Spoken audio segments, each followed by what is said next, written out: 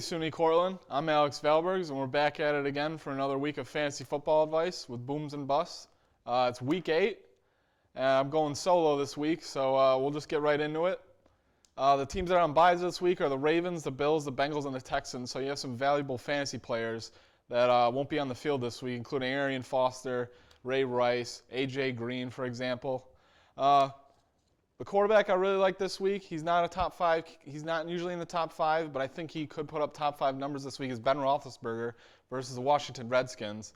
He only has 11 touchdowns this year and only 3 interceptions. The Redskins secondary has been suspect, and I expect this game to be very high scoring because of RG3 on the other side of the field. I think the Roethlisberger and RG3 could have a shootout, and I think Big Ben could produce top 5 numbers at the quarterback position this week.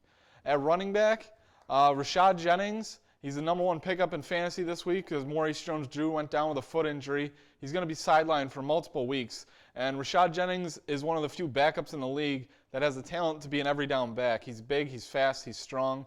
Last week he had 28 touches and over 100 total yards of offense and a touchdown. The matchup at Green Bay isn't that fantastic, but I like Rashad Jennings this week. If you picked him up, you probably are starting him because odds are you lost Jones-Drew in the process.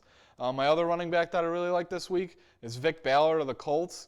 He's playing against the Titans. The Titans' defense, even though they won last week, their defense is still terrible. C.J. Spiller and Fred Jackson tore them up. And Vick Ballard isn't on the talent level of either of those Bills running backs. But he had 21 touches last week and over 100 total yards of offense. So I think Vick Ballard will have a nice game versus the Titans. If you're looking for a bye-week filler at running back, Vick Ballard will be a nice add. Moving to wide receiver, I really like Josh Gordon of the Browns. He scored a touchdown in 3 straight games. He's big and he's fast. He gets down the field well. He's had pretty much all of his – he doesn't get many targets, but his catches are for big plays. So it might be a hit-or-miss play, but if Josh Gordon hits this week, scores another touchdown, he could win you your matchup with a nice game. And my other wide receiver that I really like is Eric Decker of the Broncos.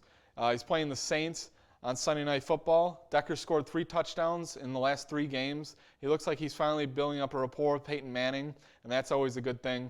And always a good thing is going against the Saints secondary and defense, which has been flat out terrible. I don't know whose defense is worse, the Bills or the Saints, but I would go with all my Broncos this week. I really like Decker, Thomas, Peyton Manning, McGahee. If you got a Bronco, odds are you're starting them versus the Saints this week.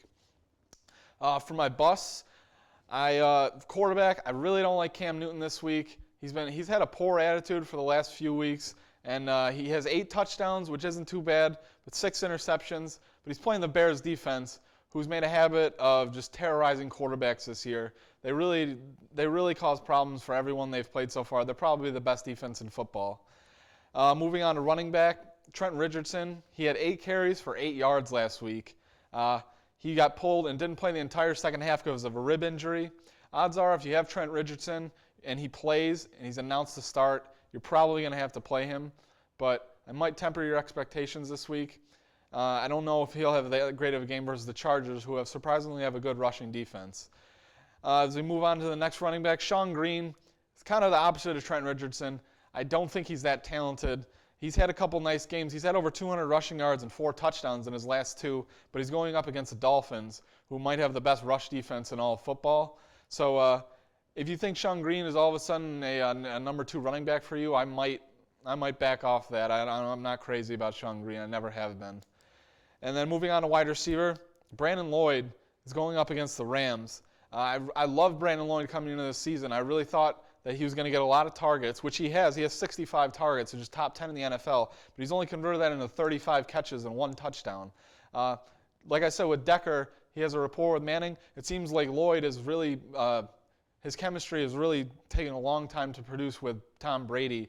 And I'm not crazy about Brandon Lloyd this week. They're going up against the Rams, who have a pretty good defense this year. Jeff Fisher's really coached them up, and they're playing a lot better than in normal.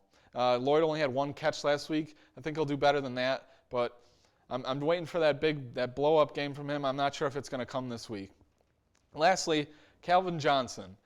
You can't bench Calvin Johnson. I'm not saying you should bench him, but he only has 1 touchdown so far this year through 6 games. Last year he had 9 through 6 games, which is a big difference. I really don't even blame Calvin Johnson. I think it's Matt Stafford's fault. His mechanics look terrible. He looks nothing like last year. They don't have a running game.